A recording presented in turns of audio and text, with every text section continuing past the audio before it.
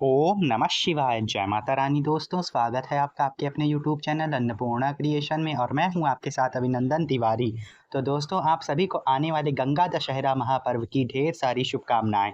मां गंगा के अवतरण दिवस पर आप सभी को बहुत सारी शुभकामनाओं सहित हम आप सभी के लिए आज गंगा दशहरा की संपूर्ण जानकारी लेकर आए हैं।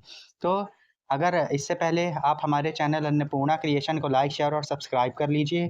हमारा वीडियो अच्छा लगता है तो वीडियो को लाइक कीजिए, चैनल को सब्सक्राइब कीजिए, बेल आइकन को प्रेस कीजिए, ज़्यादा से ज़्यादा मित्रों तक इस वीडियो को शेयर कीजिए ताकि हमारे द्वारा अपलोड की गई जानकारी सबसे पहले आप सभी तक पहुँचे और आप सभी वीडियो का पूरा लाभ उठा पाएँ।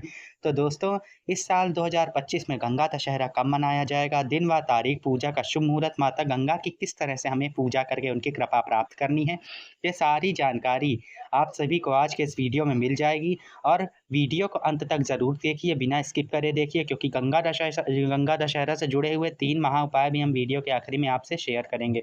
तो वीडियो को लाइक कीजिए, चैनल को सब्सक्राइब कीजिए। चलिए, तो अब हम माँ गंगा का जयकारा लगाते हुए अपने इस वीडियो की शुरुआत करते हैं। बोलो गौरी शंकर भगवान की जय, बोलो गंगा मैया की जय। तो दोस्तों, गंगा दशहरा के पावन पर्व पर अवसर पर माँ गंगा में स्नान, दान और पुण्य का बड़ा ही महत्व है। हिंदू पंचांग को देखते हुए इस वर्ष 2025 में 5 जून को गंगा दशहरा का पावन पर्व मनाया जाएगा। इस दिन माँ गंगा की पूजा का विधान है। कहते हैं कि माता गंगा ने इस दिन ही आकर धरती पर सगर के 1000 पुत्रों को तारा था और उनको मोक्ष प्रदान किया था, और माता प्रचंड वेग से इस धरती पर गंगा दशहरा के दिन ही पधारी थी। तब महादेव ने उनको अपनी जटाओं में बांधकर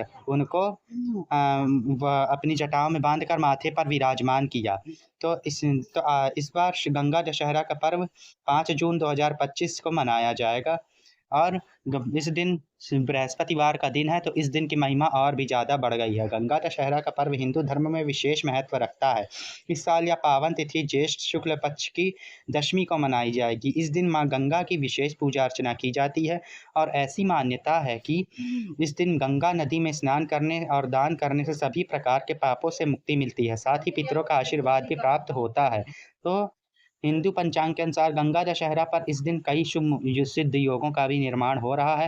गंगा दशहरा में सिद्ध योग सुबह 9:14 तक रहेगा और इस दिन रवि योग और हस्त नक्षत्र का भी संयोग बन रहा है। तैलिक करण दोपहर 1:02 से तक रहेगा। इसके बाद गर्करण योग देर रात 2:15 तक रहेगा। इस दौरान आप स्नान और दान कर सकते हैं। गंगा दशहरा के दिन गंगा नदी में स्नान करने का विशेष महत्व है। अगर गंगा नदी तक जाना मुश्किल है तो घर के नहाने के पानी में ही गंगा जल मिलाकर स्नान करें। ऐसी मान्यता है कि इस दिन श्रद्धापूर्वक स्नान करने से पापों का नाश होता है। इस दिन दान का भी विशेष महत्व है। ऐसे में अपनी श्रद्धा के अनुसार दान जरूर करें।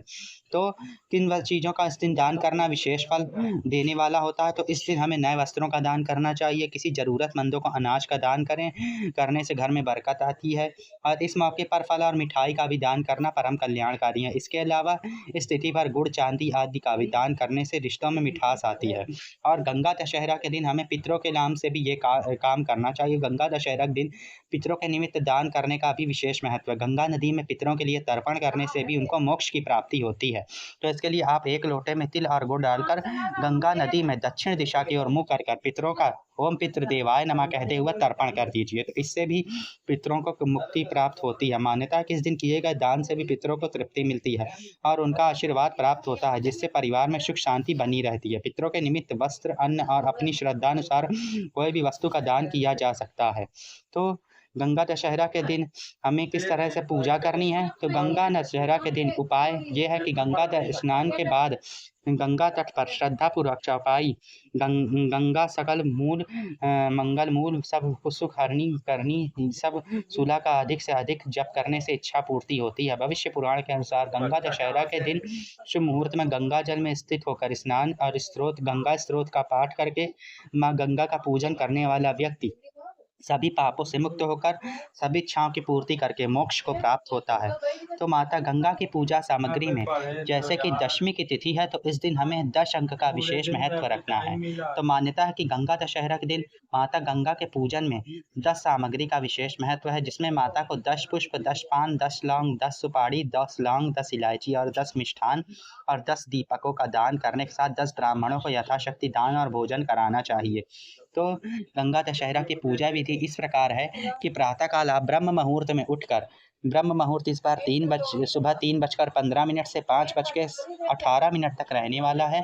इसकी कुल अवधि 3 घंटे की रहने वाली है। तो सुबह ब्रह्म मुहूर्त में उठकर आपको, अगर आपके आसपास गंगा जी हैं तो इस दिन गंगा जी का स्नान जरूर करें, क्योंकि गंगा जी का ही प्रकाट्य उत्सव है, उनका ही पूजन है। तो हमें गंगा नदी में इस दिन कोशिश करके विशेष रूप से स्नान जरूर करना चाहिए। तो आप गंगा नदी में जाकर स्नान करिए और गंगा नदी में जाकर आप हर हर महादेव शिव शंभू काशी विश्वनाथ गंगे इस पवित्र मंत्र का जाप करते हुए गंगा नदी में 7 बारी या 10 बारी पवित्र डुबकियां लगाएं और उसके बाद सूर्य देव उदित हो रहे हो तो उनको वहीं पर जल अर्पण कर दें और इसके बाद माता गंगा की पूजा करनी है। तो माता गंगा की पूजा में इस दिन हमें 10 अंक का विशेष महत्व रखना है। तो अगर आप जिस गंगा जी में पूजा स्नान करने गए तो वहीं पर गंगा जी का पूजन कर दीजिए। तट के आसपास आप पहले हाथों में अक्षत और पुष्प लेकर माता गंगा का आवाहन करिए, भगवान शिव का ध्यान करिए, गणेश जी का ध्यान करिए। और गणेश जी की स्थापना करने की अलग से ज़रूरत नहीं, क्योंकि हम ध्यान रूप से गणेश जी की पूजा कर सकते हैं। सभी का ध्यान करिए और सभी से कहिए कि मैं आपको अपने गंगा दशहरा के पूजन में आमंत्रित करता हूँ या करती हूँ, और आप सभी आकर हमारे इस पूजन में सम्मिलित होइए और आकर हमारी पूजा विधि को स्वीकार करके पूजा को सफल कीजिए। इतना कहकर वो संकल्पित जल और अक्षत माता गंगा के पवित्र जल में छोड़ दीजिए और उसके बाद उनको गंगा जी में दूध की धार अर्पित करिए और शुद्ध जल अर्पित करिए। उसके बाद गंगा जी में हल्दी, रोली, कुमकुम, सिंदूर, अक्षत, पुष्प इत्यादि से माता का पूजन करिए। और गंगा माता को इस दिन 10 पुष्पों को आप 10 विशेष प्रकार के तरह तरह के 10 पुष्प भी चढ़ा सकते हैं या 10 की संख्या में पुष्प भी आप चढ़ा सकते हैं। और उसके बाद माता को श्रृंगार सामग्री भी इस दिन विशेष रूप से चढ़ाई जाती है। तो माता गंगा को वहीं पे स्पर्श करा कि आप श्रृंगार सामग्री किसी भी सुहागन महिला को दान कर सकते हैं और आप अपनी श्रद्धा अनुसार 2, 3, 5 जितनी भी मीटर लंबी चुनरी चाहे माता गंगा को चढ़ा सकते हैं। अगर आप इतने मीटर लंबी चुनरी नहीं चढ़ा सकते तो मार्केट में जो चुनरी आजकल आती हैं नवरात्रि के अवसर पर जो बिकती हैं उस लाल चूनर को भी माता गंगा को अर्पित कर सकते हैं। और इसके बाद माता को 10 पान, 10 सुपारी, 10 लौंग, 10 इलायची इसका भोग अर्पण करें। अगर आप 10 की संख्या में नहीं अर्पित कर सकते तो आप 1 जोड़ा या 2 जोड़ा भी पान, सुपारी, लौंग, इलायची का भोग लगा दीजिए। इसके बाद गंगा जी के शुद्ध जल में कुछ सिक्कों को अर्पित कर दीजिए दक्षिणा स्वरूप। और उसके बाद आखिरी में सबसे अंत में हमें भगवान शिव के मंत्रों का या फिर माता गंगा के मंत्रों का जाप करने के बाद आरती करनी है। आरती में आप कपूर और धूप दीप जलाइए और माता गंगा की आरती करिए। और माता गंगा की कोई विशेष आरती नहीं है, लेकिन अगर आप गंगा माता की आरती करना चाहते हैं तो गंगा माता की आरती भी कर सकते हैं। आपको हमारे चैनल पर माँ गंगा की आरती भी मिल जाएगी, तो उसको भी आप पढ़कर या सुनकर आरती कर सकते हैं। और गंगा जी की आरती करने के बाद शिव जी की आरती, अगर गंगा जी की आरती नहीं आती तो भगवान शिव की आरती भी कर सकते हैं। और गंगा जी की आरती करने के बाद आपको गंगा स्तोत्र का, गंगा चालीसा का वहीं पर पाठ भी करना चाहिए। अगर इतना नहीं कर सकते तो आप गंगा जी की सिर्फ आरती कर लें। उसके बाद इस दिन हमें गंगा जी के तट पर दीपकों का दान भी करना चाहिए। कोशिश करें कि आप सूर्योदय से पहले दीप दान करें या फिर सूर्यास्त के बाद शाम को संध्या काल की वेला में भी दीप दान करें।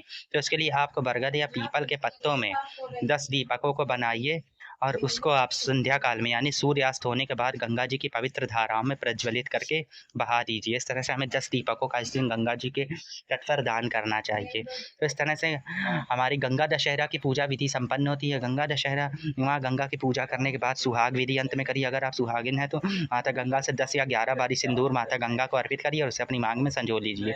और इसके बाद गंगा जी के सुहाग लेने के बाद अंत में हमें क्षमा प्रार्थना करनी है। इसमें हमको एक हाथ में अक्षत पुष्प और दक्षिणा लेकर कुछ मंत्र बोलना है। मंत्रहीन, भक्तिहीन, विधिहीन, क्रियाहीन, गतिहीनम जनार्दनम यत् पूजनम मया देवी क्षमो मम परमेश्वरम आवाहन न जानामि विसर्जनम पूजन चैवम न जानामि क्षमो मम परमेश्वरम। अर्थात हे माता गंगा, आप सभी का, आप ही का दिया हुआ सब कुछ है और हम अपनी पूजा और श्रद्धा आपके चरणों में ही अर्पित करते हैं। और आप हम सभी को स्वच्छता प्रदान करती रहें, हमारे सभी पापों को इसी तरह धुलकर नष्ट करती रहें, हमारे तन मन धन वचन सब तरह से हमें पावन करती रहें। इन्हीं शुभ प्रार्थना के साथ माता गंगा की पूजा को संपन्न करना है। अगर आपका गंगा जी के तट के आसपास कहीं शिवालय है तो शिव जी का भी आप इस दिन पूजन कर लीजिए। उनकी जो प्रिय वस्तु हैं जैसे बेलपत्र, भांग, धतूरा, शमी पत्र, और ये अपराजिता के पुष्प, इन सब चीज़ों को शिव जी को अर्पित करके उनकी पूजा कर लीजिए, उनको जल चढ़ा दीजिए, क्योंकि शिव जी का भी पूजन का इस दिन विशेष महत्व है। तो क्योंकि शिव जी अपने मस्तक पर गंगा जी को धारण करते हैं, इसलिए शिव जी का भी पूजन इस दिन हमें करना चाहिए। अगर आप वहाँ पे शिव जी का पूजन नहीं कर सकते तो घर में आस पास जो आपके शिवालय है वहाँ भी कर सकते हैं, या फिर घर में जो शिवलिंग है उनका भी पूजन आप कर सकते हैं। अब हम बात उन लोगों की करेंगे जो लोग गंगा जी के तट पर पूजन करने नहीं जा पाते, या फिर किसी कारण से वो दूर हैं, विदेश में रहते हैं, गंगा जी वहाँ पर नहीं है, तो आप किस तरह से स्नान करेंगे। तो आप घर के पानी में शुद्ध जल में गंगा जल और तिल मिलाकर स्नान कीजिए प्रातःकाल, और उसके बाद अपने घर में शिव परिवार की स्थापना करिए, क्योंकि शिव जी के मस्तक पर गंगा विराजमान रहती हैं, तो उनका आप ध्यानपूर्वक पूजन करिए। उसमें गणेश जी का, शिव जी का सबको आप अच्छे से चंदन, हल्दी, रोली, सिंदूर, पुष्प, गंध, धूप, दीप इत्यादि से उनका पूजन करें। शिव जी को अष्टगंध चंदन अर्पित करें, और उनको रोली सिंदूर ना अर्पित करें। गंगा जी को हल्दी, रोली, सिंदूर, अक्षत सब कुछ अच्छे से माता गंगा का पूजन करिए, तिल अर्पित करिए, और उसके बाद शिव जी के प्रिय वस्तुएं ऐसे भांग, धतूरा, बेलपत्र, शमी पत्र, अपराजिता पुष्प इत्यादि मंदार के पुष्प, ये सब शिव जी को अर्पित करिए। उसके बाद उनको फल रूपी जो भी आप चढ़ाना चाहते हैं, फल में आप नारियल, केला या फिर खीरा, जो भी आजकल मौसमी फल हैं, आम, खरबूजा, इसका भोग लगा सकते हैं। भोग लगाने के बाद आप मिठाई कुछ अर्पित कर दीजिए, वस्त्र समर्पित कर दीजिए, गंगा जी को 16 श्रृंगार अर्पित कर दीजिए, और उसके बाद आरती कर लीजिए, और थोड़ा सा छोटा सा घियारी या हवन भी कर दीजिए माता गंगा का नाम लेते हुए या शिव जी के मंत्रों का जाप करते हुए। और उसके बाद आरती करने के बाद हमें आप शाम के समय जो लोग दीपदान करने नहीं जा सकते गंगा जी के तट पर, वो लोग इस तरह से दीपदान करेंगे कि जो आपके घर में परात है उसमें थोड़ा सा गंगा जल मिलाइए और उसको शुद्ध जल से भरिए, और उसमें अच्छे से उनका पूजन कर दीजिए। उसमें अपनी कठौती में आप गंगा जी का नाम लेकर गंगा जी का आवाहन करें, और उनका चंदन, हल्दी, रोली, गंध, पुष्प, धूप, दीप इत्यादि से उनका पूजन करिए। उनमें पुष्प छोड़ दीजिए, तिल डाल दीजिए, दक्षिणा डाल दीजिए, और इसके बाद पीपल या बरगद के आपको 11 पत्ते लेने हैं, उनके ऊपर हल्दी से तिलक कीजिए, सिंदूर से तिलक कीजिए, उसके ऊपर आप घी के दीपक ही का इस दिन दान किया जाता है, क्योंकि घी का दीपदान ही माता गंगा को समर्पित है, किया जाता है, इसे ही ग्रहण करती है माता। तो इसमें आपको सरसों के तेल का प्रयोग नहीं करना है, तो गंगा जी के दीपदान के लिए हमें देशी घी का प्रयोग करना है। तो 10 पत्तों पे, पीपल के या बरगद के या पलाश के 10 पत्ते लीजिए, उस पर बाती रखिए, उनको प्रज्वलित करके अपनी परात में गंगा जी में डाल दीजिए, या फिर गंगा जी के तट पे जा रहे हैं तो इसी तरह से गंगा जी की पवित्र धारा में उनको प्रज्वलित करके बहा दीजिए। गंगा जी में अगर आप पूजा नहीं कर पाते तो इस दिन आपको गंगा जी में दीपदान करने अवश्य जाना चाहिए। और गंगा जी की पूजा करने के बाद हमें 10 ब्राह्मणों को इस दिन भोजन भी कराना चाहिए।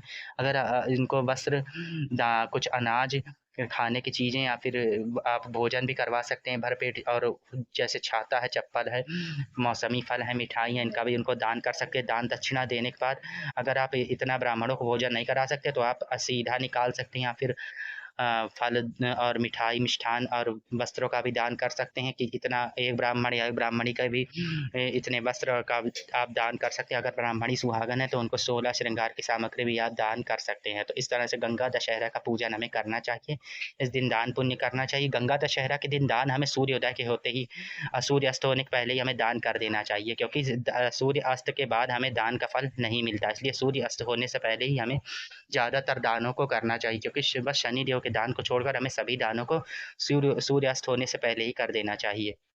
इसी तरह से हमें गंगा दशहरा की पूजा विधि रखनी है। तो आगे हम अपने इस वीडियो में हम चैनल पर हम आपको गंगा दशहरा की पावन कथा भी सुनाएँगे, जो अत्यंत पुण्यदायी और तीर्थ पावन, सबको पावन करने वाली, सभी पापों संतापों को नष्ट करने वाली गंगा दशहरा की पावन व्रत कथा भी हम अपने वीडियो में आपको सुनाएँगे। तो आप उसको भी ज़रूर सुनिएगा। अगर आपको गंगा दशहरा की कथा नहीं आती तो उस कथा को भी सुनकर आप गंगा दशहरा की व्रत कथा का लाभ पा सकते हैं। तो आशा करते हैं हमारे द्वारा दी, और आखिरी में आपको गंगा दशहरा के दिन 3 महा उपायों की अब हम बात कर देते हैं। तो गंगा दशहरा के दिन आपको ये महा उपाय ज़रूर करने हैं। आपको माँ गंगा में गुड़हल के लाल पुष्प समर्पित करने हैं।